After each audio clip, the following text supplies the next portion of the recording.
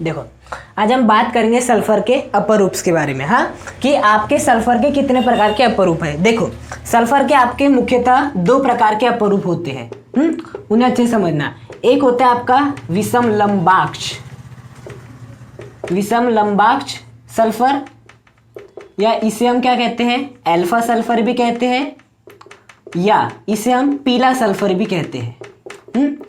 ये आपके तीन नाम है पहले अपरूप का। सल्फर के मुख्यतः दो अपरूप होते हैं। एक होता है आपका विषम लंबाक्ष सल्फर, या इसे हम अल्फा सल्फर भी कहते हैं, या इसे हम पीला सल्फर भी कहते हैं। हाँ, और जो आपका दूसरा प्रकार का अपरूप होता है वो होता है एकंताक्ष। क्या होता है? एकंताक्ष सल्फर या प्रिज्मेटिक सल्फर, या आपका क्या होता है, बीटा सल्फर होता है। क्या होता है? बीटा सल्फर होता है। हाँ, तो ये आपके दो प्रकार के अपरूप होता है। एक होता है विषम लंबाक्ष, एक होता है आपका एकंताक्ष। हाँ, विषम लंबाक्ष को अल्फा सल्फर, पीला सल्फर भी कहते हैं, और आपके एकंताक्ष सल्फर को बीटा सल्फर, प्रिज्मेटिक सल्फर भी कहते हैं। अब देखना, ये वाला जो अपरूप है और ये वाला अपरूप है एक दूसरे में परिवर्तित हो जाते हैं। जैसे कार्बन के तीन अपरूप है। एक ग्रेफाइट को आपने देखे होंगे, पेंसिल के नोक में होती है। एक होता है आपका हीरा, सभी वाकिफ हो, और एक होता है आपका C60 फुल्लेरिन होता है। ये तीन अपरूप होते हैं। वैसे ही सल्फर के दो अपरूप है, एक विषम लंबाक्ष सल्फर, एक है आपका एकंताक्ष। कुछ कंफ्यूज मत हो, इसे समझ लो ग्रेफाइट है, इसे समझ लो हीरा है, बस और कुछ नहीं। हाँ, ये हो गया आपका पहला अपरूप विषम लंबाक्ष सल्फर, और दूसरा हो गया एकंताक्ष सल्फर। अब देखना क्या होता है, आप इस अपरूप को इस अपरूप में कन्वर्ट कर सकते हो, और इस अपरूप को इस अपरूप में बदल सकते हो। मतलब आप विषम लंबाक्ष को एकंताक्ष में बदल सकते हो, और एकंताक्ष को विषम लंबाक्ष में बदल सकते हो। अब कैसे बदल सकते हो? यदि आपको विषम लंबाक्ष से एकंताक्ष में जाना है तो आपको क्या करना पड़ेगा? गर्म करना पड़ेगा। क्या करना पड़ेगा? गर्म। यदि आपने इसे क्या कर दी, गर्म कर दी, तो आपको एकंताक्ष सल्फर मिल जाएगा। और यदि आपने इसको क्या कर दिए, ठंडा कर दिए, ठंडा कर दिए, तो आपको क्या मिल जाएगा? विषम लंबाक्ष सल्फर मिल जाएगा। यदि आपने विषम लंबाक्ष को गर्म कर दिया तो एकंताक्ष, और यदि एकंताक्ष को ठंडा कर दिए तो आपको मिल जाएगा विषम लंबाक्ष। हाँ, अब देखो, गर्म करेंगे तो कितने तापमान से करेंगे? तो देखो, गर्म करने के लिए जो तापमान चाहिए उसको याद करने का बहुत एक अच्छा तरीका है। आपको क्या पढ़ना है? 3 का पहाड़ा 3 बार पढ़ना है। हाँ, देखो, 3 एकम 3, 3 दूनी 6, 3 तिया 9। हाँ, 369 केल्विन। मतलब आपको क्या करना पड़ेगा? यदि विषम लंबाक्ष सल्फर को एकंताक्ष सल्फर में बदलना है तो आपको 359 केल्विन तापमान देखकर गर्म करना पड़ेगा। जैसे गर्म कर दोगे तो आपको ये मिल जाएगा, और इसको जैसे आप ठंडा कर दोगे तो आपको वापस से ये मिल जाएगा। मतलब यहाँ से बोल सकते हैं कि 369 केल्विन से नीचे, मतलब इधर वाली परिस्थिति के अल्फा सल्फर, और 369 केल्विन से ऊपर, मतलब इधर वाली परिस्थिति, मतलब बीटा सल्फर आपको मिलेगा।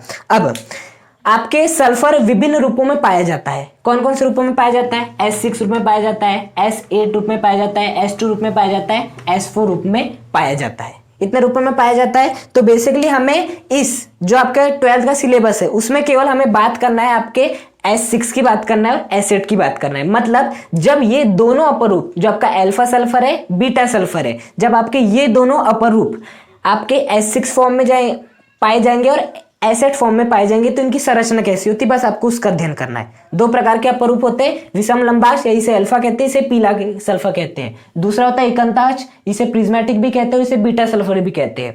अब ये दोनों जो अपरूप है, जब वो S8 के फॉर्म में पाए जाते हैं तो किस रूप में दिखाई देते हैं, और यही दोनों जब किसके फॉर्म में पाए जाते हैं, S6 के फॉर्म में पाए जाते हैं, तो ये किस प्रकार से दिखाई देते हैं, हमें वो दिखना है। हाँ, तो हमें एक प्रकार से S6 और S8 की क्या दिखना है, संरचना दिखना है। हाँ, तो देखो, सबसे पहले हम क्या देख लेते हैं, आपके S8 की संरचना। मतलब जब आपके एकंताक्ष और विषम लंबाक्ष S8 के रूप में पाए जाएंगे तो वो उनकी संरचना कैसी होगी वो देखेंगे। हाँ, देखो, S8 की जो संरचना होती है ना आपकी, वो होती है ताज के समान। किसके समान होती है? ताज के समान होती है।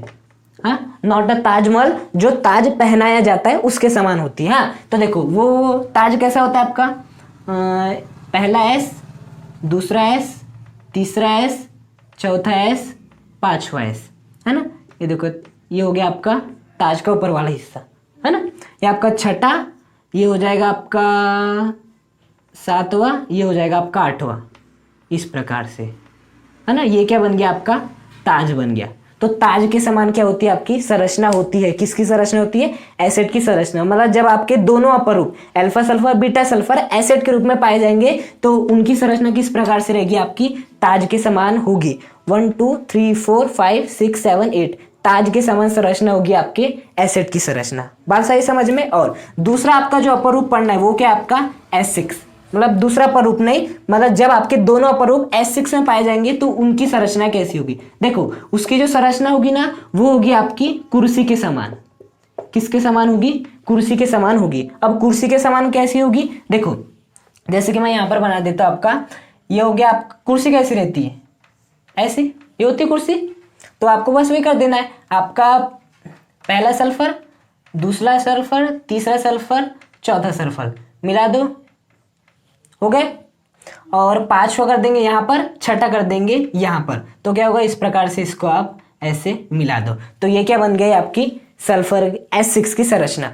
1 2 3 4 5 6 ये किसके समान संरचना है, आपकी चेयर के समान संरचना है। इस चेयर में जाके आप चाहें तो बैठ सकते हैं। तो ये जब आपके दोनों अपरूप एसिड के रूप में पाए जाएंगे तो ताज का निर्माण करेंगे, उस ताज को किसी को पहना भी सकते हैं। और जब वो S6 के रूप में पाए जाएंगे, है ना, तो किसके समान संरचना बनाएंगे, आपकी कुर्सी के समान संरचना बनाएंगे। तो बात समझ में आई। आपके सल्फर के दो अपरूप होते हैं, एक होता है आपका विषम लंबाक्ष जिसे हम अल्फा सल्फर भी कहते हैं, दूसरा होता है आपका एकंताक्ष जिसे हम बीटा सल्फर भी कहते हैं। दोनों एक दूसरे में बदले जा सकते हैं। यदि आप विषम लंबाक्ष को गर्म कर देते हो 369 केल्विन तापमान पे तो आपको एक क्या मिल जाएगा, एकंताक्ष। और यदि एकंताक्ष को आप ठंडा कर दे तो मिल जाएगा आपका विषम लंबाक्ष। हाँ, अब यदि दोनों ही अपरूप एसिड के रूप में पाए जाएंगे तो ताज की समान संरचना बनाएंगे, और यदि दोनों ही अपरूप S6 के रूप में पाए जाएंगे तो वो कुर्सी के समान संरचना बनाएंगे। बात है समझ में।